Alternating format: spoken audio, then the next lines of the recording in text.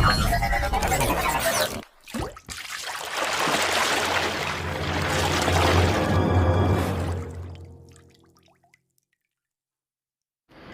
dear students, it's me Subish.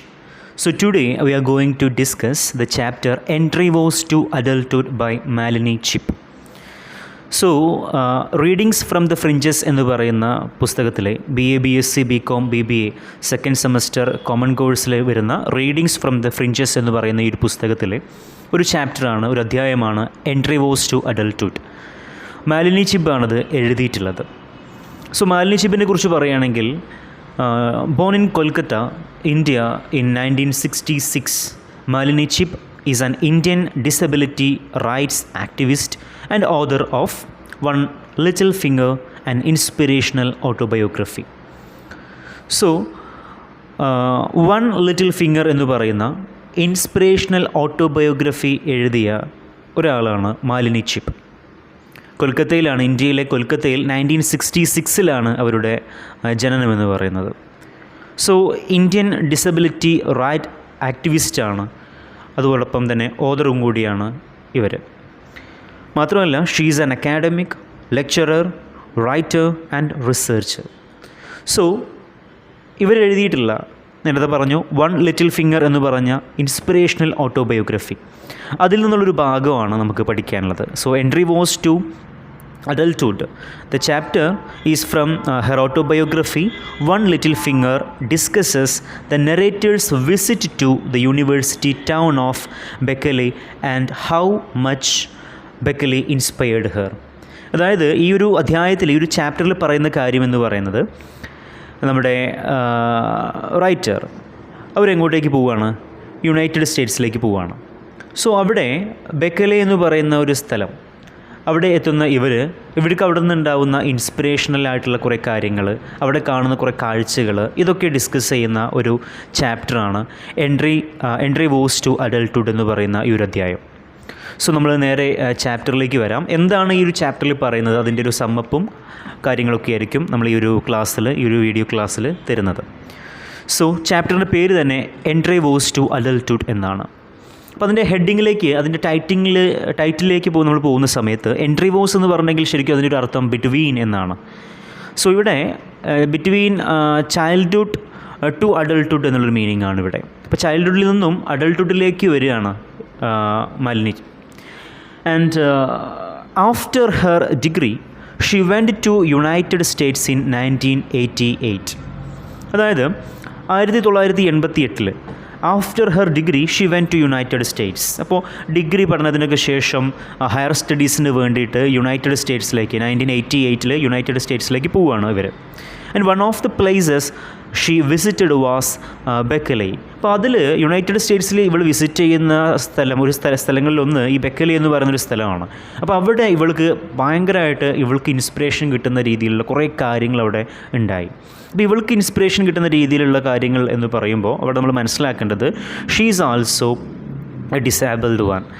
Okay, അപ്പോൾ physically challenge അനുഭവിക്കുന്ന, അതല്ലെങ്കിൽ ഒരു നമ്മളെന്താ പറയുക, ഇപ്പം നമ്മളതിനെ എക്സ്ട്രാ പവർ എന്നൊക്കെ നമ്മൾ പറയാറുണ്ട്, അതല്ലെങ്കിൽ വേറെ കഴിവുകളുള്ള പുതുപുത്തൻ, അതല്ലെങ്കിൽ ബാക്കിയുള്ളവർക്ക് പറ്റാത്ത രീതിയിലുള്ള കഴിവുകൾ, ഡിഫറെൻ്റ്ലി ഏബിൾഡ് എന്നുള്ളതൊക്കെ നമ്മൾ പറയാറുണ്ട് ഇപ്പോൾ. അപ്പോൾ അതൊരു അംഗവൈകല്യമായിട്ട് അങ്ങനെ ആ ഒരു പേരോട് കൂടിയിട്ടൊന്നും എവിടെയും നമ്മൾ വായിക്കപ്പെടാറില്ല.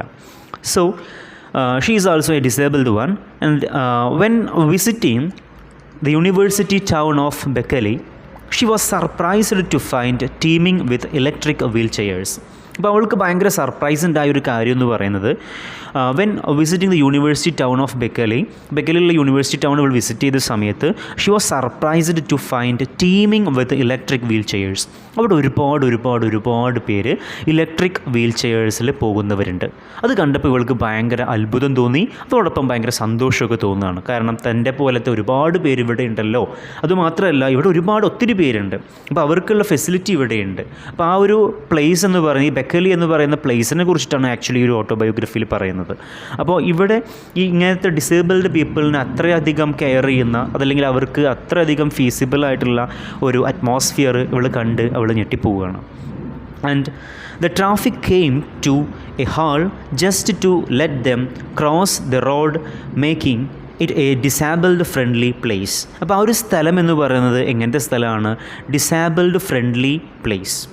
ഓക്കെ, നമ്മൾ ഈ എക്കോ ഫ്രണ്ട്ലി പ്ലേസ് എന്നൊക്കെ പറയുന്ന പോലെ, എക്കോ ഫ്രണ്ട്ലി ക്യാമ്പസ് എന്നൊക്കെ പറയുന്ന പോലെ ഈ ഒരു സ്ഥലം എന്ന് പറയുന്നത് എന്താണ്? ഡിസേബിൾഡ് ഫ്രണ്ട്ലി പ്ലേസ് ആണ്. ഓക്കെ, അപ്പോൾ ഇങ്ങനത്തെ ആൾക്കാർക്ക് കൂടുതൽ കെയറും അല്ലെങ്കിൽ പരിചരണവും ഒക്കെ കൊടുക്കുന്ന രീതിയിലുള്ള ആ രീതിയിൽ സെറ്റ് ചെയ്തിരിക്കുന്ന ഒരു പ്ലേസാണ് അതെന്ന് പറയുന്നത്. അവിടുത്തെ ട്രാഫിക് ആണെങ്കിലും ഒക്കെ ഇവരെ നല്ല രീതിയിൽ ശ്രദ്ധിക്കാറുണ്ട്, അല്ലെങ്കിൽ ഇവരെ നല്ല രീതിയിൽ കെയർ ചെയ്യാറുണ്ട്. And every place was accessible. എല്ലാ സ്ഥലവും ആക്സസിബിൾ ആണെന്നുള്ളതാണ് മറ്റൊരു കാര്യം. നമുക്കറിയാം, ഈ വീൽ ചെയറിൽ പോകുന്ന ആൾക്കാർക്ക് എല്ലായിടത്തൊന്നും പോകാൻ കഴിയാറില്ല, പ്രത്യേകിച്ച് ഇന്ത്യയിൽ. ഇപ്പോൾ ഷോപ്പിംഗ് മോളാണെങ്കിലും പല ഇടങ്ങളാണെങ്കിലും പറ്റാറില്ല. പക്ഷേ ഈ ഒരു സ്ഥലം എന്ന് പറയുന്നത്, ഇവിടെയുള്ള എല്ലാ ഷോപ്പുകളും ഏത് സ്ഥലമായിക്കോട്ടെ അവിടെയൊക്കെ വീൽ ചെയറിലുള്ള ആൾക്കാർക്ക് കൂടി പോകാൻ പാകത്തിനാണ് എല്ലാം നിർമ്മിച്ചിട്ടുള്ളത് എന്നുള്ളതാണ്. So every place was accessible. അപ്പോൾ എവറി പ്ലേസ് വാസ് ആക്സസിബിൾ എന്നുകൊണ്ട് ഉദ്ദേശിക്കുന്നത് അതാണ്. ബീറ്റ് എ ലൈബ്രറി, അതിപ്പോൾ ലൈബ്രറി ആയിക്കോട്ടെ, മ്യൂസിയം ആയിക്കോട്ടെ, റെസ്റ്റോറൻറ്റ് ആയിക്കോട്ടെ, ഷോപ്പ് ആയിക്കോട്ടെ, സ്കൂൾ ആയിക്കോട്ടെ, പബ്ലിക് ടോയ്ലറ്റ് ആയിക്കോട്ടെ, എവ്രിവേർ, എല്ലായിടങ്ങളും വളരെയധികം ആക്സസിബിളാണ് ഇതുപോലത്തെ ഡിസേബിൾഡ് പീപ്പിളിന്. And this facilitated independence. ഇതിനെ ഫെസിലിറ്റേറ്റഡ് ഇൻഡിപെൻഡൻസ് എന്ന് വിളിക്കുകയാണ് ഇവർ. This is she called it as facilitated independence, and it was unbelievable for her. അവൾക്കത് പലപ്പോഴും വിശ്വസിക്കാൻ കഴിഞ്ഞില്ല. കാരണം India is a country where most buildings are totally inaccessible to wheel chairs. അവൾ കമ്പയർ ചെയ്യുകയാണ്, ഇന്ത്യയുമായിട്ട് കമ്പയർ ചെയ്യുകയാണ്. Because she is coming from India. അപ്പോൾ ഇന്ത്യയുമായിട്ട് കമ്പയർ ചെയ്യുകയാണ്. ഇന്ത്യയിൽ ഇങ്ങനത്തെ സ്ഥലങ്ങളൊന്നുമില്ല, അതല്ലെങ്കിൽ ഇങ്ങനെ ഞങ്ങളെപ്പോലെയുള്ള ആൾക്കാരെ കൂടി പരിഗണിച്ചുകൊണ്ടുള്ള ഷോപ്പുകളോ അതല്ലെങ്കിൽ പ്ലേസുകളോ ഒക്കെ ഇല്ല എന്ന് കംപ്ലീറ്റ്ലി പറയാൻ പറ്റില്ല, പക്ഷെ കുറവാണ്. പക്ഷേ ഇവിടെ അങ്ങനെയല്ല. ഇവിടെ എല്ലായിടത്തും നോക്കുകയാണെങ്കിലും തങ്ങളെ കൂടി പരിഗണിച്ചുകൊണ്ടുള്ള ഇടങ്ങളാണ്, ബിൽഡിങ്ങുകളാണ്, ഷോപ്പുകളാണ് അവിടെയുള്ളത്. അതിപ്പോൾ നേരത്തെ പറഞ്ഞ പോലെ ലൈബ്രറി ആണെങ്കിലും ടോയ്ലറ്റ് ആണെങ്കിലും സ്കൂളാണെങ്കിലും റെസ്റ്റോറൻ്റ് ആണെങ്കിലും മ്യൂസിയം ആണെങ്കിലും എന്താണെങ്കിലും. ഓക്കെ, സോ അവൾക്ക് വളരെയധികം സന്തോഷവും കാര്യങ്ങളൊക്കെ തോന്നുകയാണ്. അവൾക്ക് പെട്ടെന്ന് വിശ്വസിക്കാൻ കഴിഞ്ഞില്ല. It was unbelievable for her because India is a country where most buildings are totally inaccessible to wheel chairs. Malini Chip often have been upset while trying to enter 5-star hotels, art galleries or parks in India to find that no thought has been given to a person who cannot walk. അപ്പോൾ പലപ്പോഴും ഇന്ത്യയിലാവുന്ന സമയത്ത് അവൾക്ക് ഒരുപാട് ബുദ്ധിമുട്ടുകൾ അനുഭവിക്കേണ്ടി വന്നിട്ടുണ്ട്. ഇതേപോലെ shopping മാളിൽ കയറുന്ന സമയത്തും അല്ലെങ്കിൽ ഏതെങ്കിലും 5-star ഹോട്ടലിൽ കയറുന്ന സമയത്ത് അല്ലെങ്കിൽ ആർട്ട് ഗാലറിയിൽ കയറുന്ന സമയത്ത്. അപ്പോൾ അവിടെ ഒന്നും ഇതുപോലത്തെ ഡിസേബിൾഡ് പീപ്പിളിനെ കൂടെ പരിഗണിച്ചുകൊണ്ട് അല്ലെങ്കിൽ അവർക്ക് കൂടി വീൽ ചെയറിൽ വരുന്നവർക്ക് കൂടി കയറാൻ പറ്റുന്ന രീതിയിൽ അവരെ കൂടെ കണ്ടുകൊണ്ട് പരിഗണിച്ചുകൊണ്ടുള്ള സ്ഥലങ്ങളൊക്കെ കുറവാണ് ഇന്ത്യയിൽ. അതുകൊണ്ട് തന്നെ പലപ്പോഴും ഇവൾക്ക് ബുദ്ധിമുട്ടുകൾ, പ്രശ്നങ്ങൾ അനുഭവിക്കേണ്ടി വന്നിട്ടുണ്ട് എന്നുള്ളത് ഇവൾ ഓർക്കുകയാണ്. Okay, and usually all that is needed is A ramp. അപ്പോൾ ഒരു റാമ്പ് വെച്ചാൽ മതി. ഇപ്പോൾ നമ്മുടെ ഇന്ത്യയിൽ ആണെങ്കിൽ പോലും ഇന്ത്യ എന്ന് പറയുന്നത് വികസിച്ചുകൊണ്ടിരിക്കുന്ന ഒരു രാജ്യമാണ്. ഒരുപാട് ബിൽഡിങ്സിൻ്റെ കാര്യത്തിലാണെങ്കിലും ഏത് രീതിയിലാണെങ്കിലും. പക്ഷേ അവിടെ ഒന്നും ഈ റാമ്പ് ഇവർക്ക് കൂടി പാസ് ചെയ്യാൻ പറ്റുന്ന രീതിയിലുള്ള റാമ്പ് പലപ്പോഴും പരിഗണനയ്ക്ക് എടുക്കാറില്ല എന്നുള്ളതാണ്. So in Berkeley the campus is located on a hill. വീണ്ടും ഇവൾ ബെക്കലയിലേക്ക് തിരിച്ചു വരികയാണ്. ഇവൾ പഠിക്കുന്ന ക്യാമ്പസ് എന്ന് പറയുന്നത് it was located on a hill. ഒരു കുന്നിൻ്റെ മേലെയാണ് ഈ ഒരു ക്യാമ്പസ് എന്ന് പറയുന്നത്.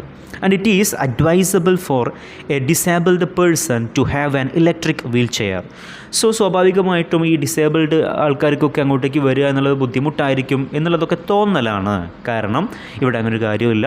ഇവിടെ എല്ലാവരും കുറേയധികം ഡിസേബിൾഡ് ആൾക്കാർ ഇവിടെ പഠിക്കുന്നുണ്ട്. അവരൊക്കെ ഇലക്ട്രിക് വീൽ ചെയറിൽ വരുന്നുണ്ട്. അവർക്കൊക്കെ ഫീസിബിൾ ആയിട്ടുള്ള, അവർക്കൊക്കെ ആക്സസിബിൾ ആയിട്ടുള്ള രീതിയിലാണ് ക്യാമ്പസിൻ്റെ നിർമ്മാണം എന്ന് പറയുന്നത്. Besides mobility it gives A disabled person A sense of freedom. അപ്പോൾ ഇത് കാണുന്ന സമയത്ത് തന്നെ അവിടെ വരുന്ന ഒരു ഡിസേബിൾഡ് വ്യക്തിക്ക് ഒരു സെൻസ് ഓഫ് ഫ്രീഡം തോന്നും. Making one forget that he or she cannot വാക്ക്. അപ്പോൾ തങ്ങൾക്ക് നടക്കാൻ കഴിയില്ല, പക്ഷേ അത് പരിഹരിച്ചുകൊണ്ട് അവരവിടെ ഒരു സംവിധാനം ചെയ്യുന്ന സമയത്ത് തങ്ങൾക്ക് എന്തെന്നില്ലാത്ത സന്തോഷവും മനസ്സിനൊരു സുഖവും ഫ്രീഡവും ഒക്കെ തോന്നും. കാരണം ബാക്കിയുള്ള ആൾക്കാരെ പോലെ ഇവർക്കും സഞ്ചരിക്കാം. വീൽ ചെയറിലാണെങ്കിൽ പോലും ബാക്കിയുള്ള ആൾക്കാർ പോകുന്ന ഇടങ്ങളിലൊക്കെ ഇവർക്കും പോകാം. കാരണം ആ രീതിയിലാണ് അവിടെ പാതയോരങ്ങളും ബിൽഡിങ്സുകളും ഉണ്ടാക്കിയിട്ടുള്ളത് എന്നാണ് പറയുന്നത്. ബട്ട് ഇൻ ഇന്ത്യ അങ്ങനെയല്ല. അതാണ് അവൾ കമ്പയർ ചെയ്യുന്നത് രണ്ടും കൂടി. Okay. Disabled people in Bekele argue that all people are interdependent. അതുമാത്രമല്ല ഇവിടെയുള്ള disabled people in Berkeley argue that ഈ ഒരു സ്ഥലത്തുള്ള ഡിസേബിൾഡ് പീപ്പിൾ അവരൊക്കെ പറയുന്നൊരു കാര്യം എന്ന് പറയുന്നത് പീപ്പിൾ ആർ ഇൻ്റർഡിപ്പെൻഡൻറ്റ്. ജനങ്ങൾ എന്ന് പറയുന്നത് എന്താണ്? ഇൻ്റർഡിപ്പെൻഡൻ്റ് ആണ്. അതായത് എല്ലാവരും ഓരോരുത്തരെ ആശ്രയിക്കുന്നവരാണ്. നമുക്ക് ഒറ്റയ്ക്ക് ഈ ലോകത്തിൽ ജീവിക്കാൻ പറ്റില്ല. അതൊരു ഫിലോസഫി തന്നെയാണ്. ഞാനാണെങ്കിലും നിങ്ങളാണെങ്കിലും ഒക്കെ നമ്മളൊക്കെ ഇൻ്റർഡിപ്പെൻഡൻ്റ് ആണ്. ഓക്കെ, നമ്മളെല്ലാവരും ആരെങ്കിലുമൊക്കെ ആശ്രയിച്ചിട്ട് തന്നെയാണ് നമ്മൾ ജീവിക്കുന്നത്.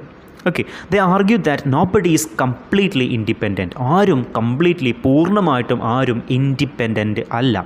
ഫോർ ഇൻസ്റ്റൻസ്, ഒരു ഉദാഹരണത്തിന്, a normal person would need a carpenter, a plumber or an electrician.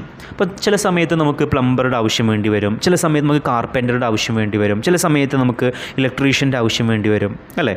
അപ്പോൾ നമ്മൾ പലപ്പോഴും നമ്മൾ ഓരോരുത്തർക്ക് ആശ്രയിച്ചിട്ട് തന്നെയാണ് നമ്മൾ ജീവിക്കുന്നത് നമ്മുടെ ലൈഫിൽ. അല്ലാതെ നമുക്ക് കംപ്ലീറ്റ്ലി നമ്മൾ ഇൻഡിപെൻഡൻ്റ് ഒന്നുമല്ല. Okay, so the disabled too are dependent on getting help to enable independent living so that they can function more efficiently and are able to take up employment. അപ്പോൾ അതുപോലെ തന്നെയാണ് ഈ ഡിസേബിൾഡ് പീപ്പിൾ എന്നാണ് പറയുന്നത്. അതായത് ഈ വേർതിരിവ് പാടില്ല എന്നാണ് ഇതിലൂടെ അവർ ഉദ്ദേശിക്കുന്നത്. അപ്പോൾ ഈ ഡിസേബിൾഡ് പീപ്പിൾ പലപ്പോഴും നമ്മൾ ഡിസേബിൾഡ് പീപ്പിൾ അയ്യോ അവർ പാവം, അവർക്ക് തീരെ ഇഷ്ടമില്ലാത്ത കാര്യങ്ങളിലൊന്നായിരിക്കും തങ്ങളെ സഹതാപത്തോട് കൂടിയിട്ട് നോക്കുക എന്നുള്ളത്. ഓക്കെ, ഒരു ഡിസേബിൾഡ് പേഴ്സൺ അപ്പോൾ അദ്ദേഹത്തിന് ഏറ്റവും വിഷമമുണ്ടാക്കുന്ന ഒരു കാര്യമായിരിക്കും, അല്ലെങ്കിൽ ഏറ്റവും കൂടുതൽ ഇഷ്ടമില്ലാത്ത കാര്യങ്ങളിൽ ഒന്നായിരിക്കാം തന്നെ അയ്യോ ഇയാൾ ഒരു അതല്ലെങ്കിൽ ഒരു സഹതാപം ആ ഒരു മൈൻഡോട് കൂടിയിട്ട് അല്ലെങ്കിൽ ആ ഒരു കണ്ണോട് കൂടിയിട്ട് നോക്കിക്കാണുക എന്നുള്ളത്. അപ്പോൾ ഒരാൾക്കും അത് സഹിക്കാൻ പറ്റില്ല, പ്രത്യേകിച്ച് ഇങ്ങനത്തെ ആൾക്കാർക്ക്. സോ അപ്പോൾ ഇവിടെ പറഞ്ഞു വരുന്നത് എന്താണെന്ന് വെച്ചാൽ അങ്ങനത്തെ ഒരു വേർതിരിവിൻ്റെ ആവശ്യമൊന്നുമില്ല. എല്ലാവരും അങ്ങോട്ടും ഇങ്ങോട്ടും സഹായിച്ചും ആശ്രയിച്ചും ഒക്കെ തന്നെയാണ് ജീവിക്കുന്നത്. അപ്പം ഞങ്ങളെ ഡിസേബിൾഡ് പേഴ്സൺ എന്നുള്ളൊരു മുദ്ര കുത്തി മാറ്റി നിർത്തേണ്ട ആവശ്യം ഒന്നും ഇല്ല. എല്ലാവരും പരസഹായത്തോട് കൂടിയിട്ട് തന്നെയാണ് ഈ ഭൂമിയിൽ ജീവിച്ച് പോകുന്നത് എന്നുള്ളൊരു ആ ഒരു ഫിലോസഫിക്കൽ തോട്ടിലേക്കാണ് ഈ ഒരു സാധനം എത്തിക്കുന്നത്.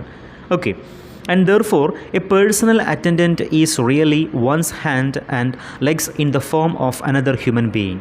So ഇവിടെ ഈ ഡിസേബിൾഡ് പീപ്പിൾ ഈ ഒരു ബെക്കലയിൽ ഇവരുടെ കൂടെ ഒരു അറ്റൻഡൻറ്റ് എന്ന് പറയുന്നത് അവരെ ഹെൽപ്പ് ചെയ്യാൻ വേണ്ടിയിട്ട് വെക്കുന്ന ഒരു സഹായിയായിട്ട് വെക്കുന്ന ഒരാളാണ്. അപ്പോൾ അവരെ അറ്റൻഡൻറ്റ് എന്നാണ് ഇതിൽ വിളിക്കുന്നത്.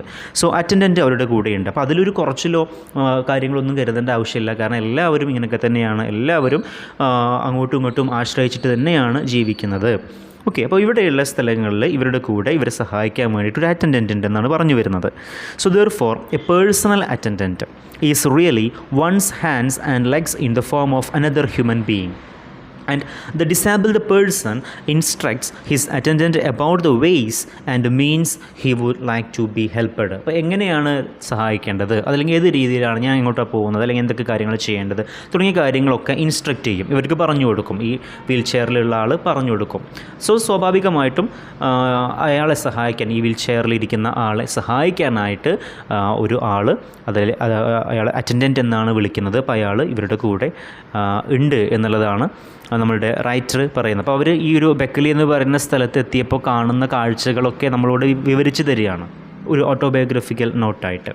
Okay, so and he is taught how to train his or her own personal attendant to hire as well as to fire. നേരത്തെ പറഞ്ഞ പോലെ എന്തൊക്കെ കാര്യങ്ങളാണ് ചെയ്യേണ്ടത് എന്നുള്ളത് പിന്നെ പറഞ്ഞു കൊടുക്കും, ഈ അറ്റൻഡൻറ്റിന് പറഞ്ഞു കൊടുക്കും.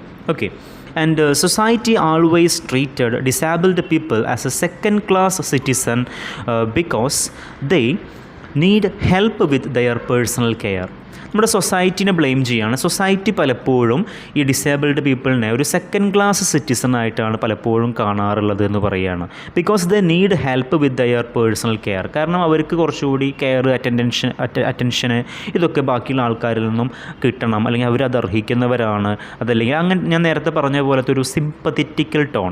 അപ്പോൾ ആ ഒരു ടോണിൽ ഇവരെ ഈ ഡിസേബിൾഡ് പീപ്പിളിനെ ഒരു സെക്കൻഡ് ക്ലാസ് സിറ്റിസൺ ആക്കി മാറ്റി നിർത്തുന്ന ഒരു പ്രവണത സമൂഹത്തിൽ പൊതുവെ ഉണ്ട് എന്ന് പറയുകയാണ്.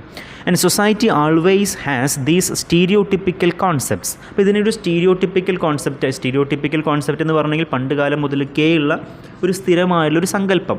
ഓക്കെ, അപ്പോൾ ഈ അംഗവൈകല്യം സംഭവിച്ച ആൾക്കാർ അല്ലെങ്കിൽ ഇങ്ങനത്തെ ആൾക്കാരൊക്കെ അവരൊരു സെക്കൻഡ് ക്ലാസ് സിറ്റിസണാണ്, അതല്ലെങ്കിൽ അവരെ മാറ്റി നിർത്തുന്ന ഒരു ഗ്രൂപ്പായിട്ടൊക്കെ അങ്ങനത്തെ ഒരു സ്റ്റീരിയോടിപ്പിക്കൽ ചിന്താഗതികളൊക്കെ, പഴഞ്ചൻ ചിന്താഗതികളൊക്കെ ഇപ്പോഴും സമൂഹത്തിൽ പലയിടങ്ങളിലും ഉണ്ട് എന്ന് പറയുകയാണ്. So society always has these stereotypical concepts of disabled people where they are portrayed as being extremely dependent and helpless. So ഇവർ ഡിപ്പെൻഡൻ്റ് ആണ് അല്ലെങ്കിൽ ഹെൽപ്ലെസ് ആണ്. നമ്മൾ ഈ പറയുന്ന disabled people where they are portrayed as being extremely dependent, അവർ extremely dependent ആണ് എന്നാണ് പറയുന്നത്, ആൻഡ് ഹെൽപ്ലെസ്.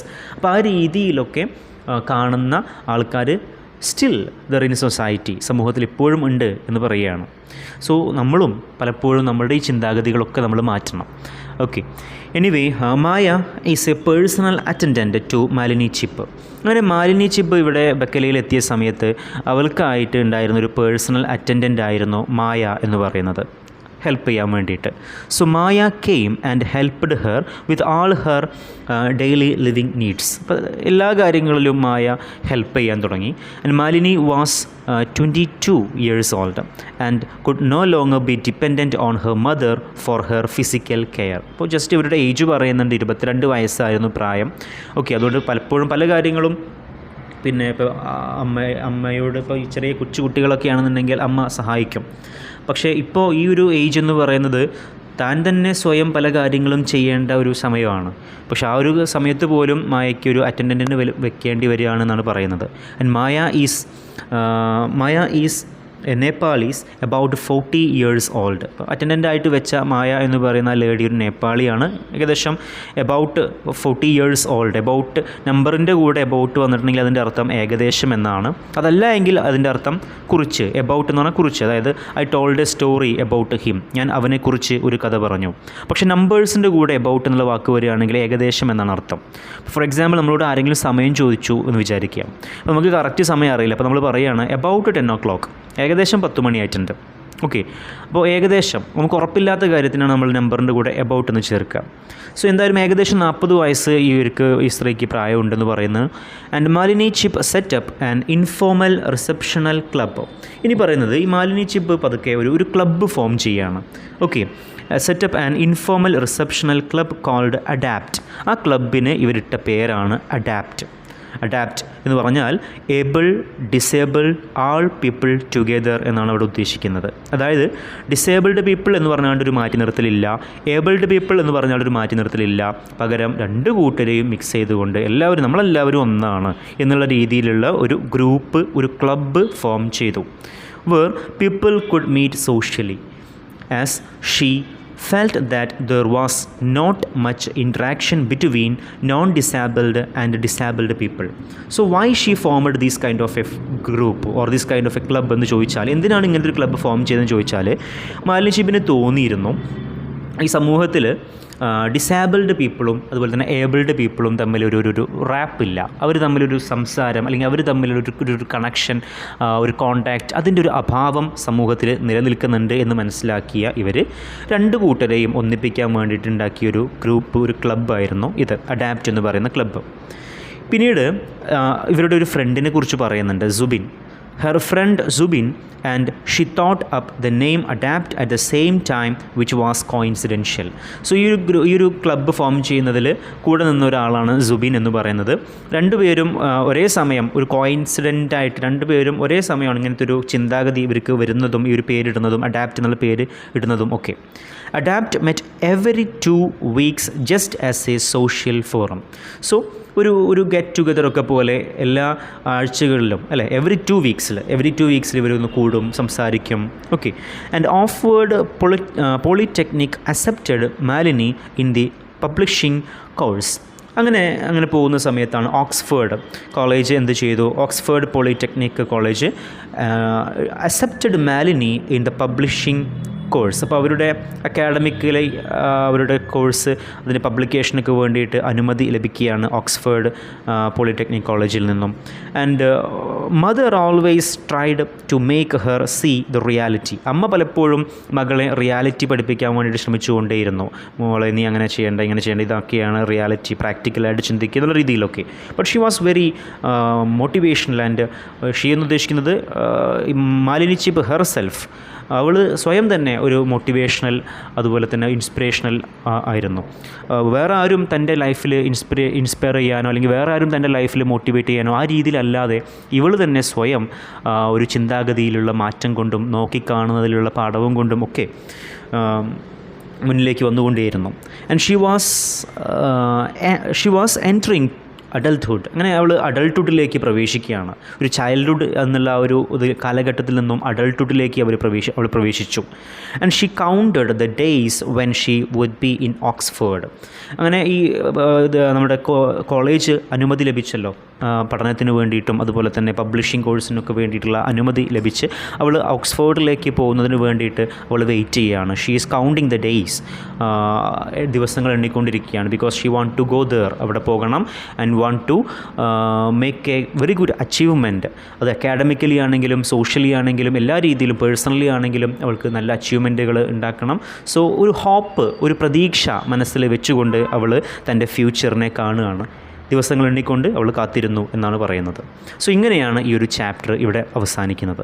ഞാൻ നേരത്തെ പറഞ്ഞു ഇതൊരു അവസാനമല്ല, ഇത് വലിയൊരു ഓട്ടോബയോഗ്രഫിയുടെ ചെറിയൊരു ഭാഗമാണ് നമുക്ക് പഠിക്കാനുള്ളത്. Okay, so one little finger എന്ന് പറയുന്ന ഈ ഒരു ഓട്ടോബയോഗ്രഫി പറ്റുകയാണെന്നുണ്ടെങ്കിൽ നിങ്ങൾ കംപ്ലീറ്റ്ലി ഒന്ന് വായിക്കണം. വായന എപ്പോഴും നല്ലതാണ്. അപ്പോൾ നമുക്ക് പഠിക്കാനുള്ളത് അതിൻ്റെ ചെറിയൊരു ഭാഗം മാത്രമേ ഉണ്ടായിരുന്നുള്ളൂ. ആ ചെറിയൊരു ഭാഗത്തിന് കൊടുത്തിരിക്കുന്ന പേരാണ് എൻട്രി-വോസ് ടു അഡൾട്ട്ഹുഡ് എന്ന് പറയുന്നത്. സോ ഒന്ന് ചുരുക്കി പറയുകയാണെന്നുണ്ടെങ്കിൽ ഈ ഒരു ചാപ്റ്ററിൽ സംഭവിക്കുന്നത് മാലിനി ചിപ്പ് യുണൈറ്റഡ് സ്റ്റേറ്റ്സിലേക്ക് പോവുകയും അതുപോലെ തന്നെ അവിടെയുള്ള ഒരു സ്ഥലം, ബെക്ലി എന്ന് പറയുന്ന സ്ഥലം, അവിടെ അവൾ കണ്ട കുറച്ച് കാര്യങ്ങൾ, അവൾക്ക് ഇൻസ്പിറേഷൻ കിട്ടിയ കുറച്ച് ഇൻസിഡൻറ്റുകൾ, അവിടെ കണ്ട ഈ വീൽ ചെയറിലുള്ള ആൾക്കാരെ അവരെത്രത്തോളം ആണ് അവർ കെയർ ചെയ്തുകൊണ്ട് അവിടെയുള്ള ബിൽഡിങ്സ് ആയിക്കോട്ടെ, അവിടെയുള്ള ആളുകളായിക്കോട്ടെ, ട്രാഫിക് ആയിക്കോട്ടെ, അവരൊക്കെ നോക്കിക്കാണുന്നത് എന്നുള്ളൊരു കാര്യം ഇവൾക്കുണ്ടാക്കിയ ഒരു ഇൻസ്പിറേഷണൽ തോട്ട്, അതുപോലെ തന്നെ ഇവൾ ഫോം ചെയ്തൊരു ക്ലബ്ബ്, ഇങ്ങനത്തെ കുറച്ച് കാര്യങ്ങളൊക്കെയാണ് ഈ ഒരു ചാപ്റ്ററിൽ പറയുന്നത്. Okay, anyway thank you all, by.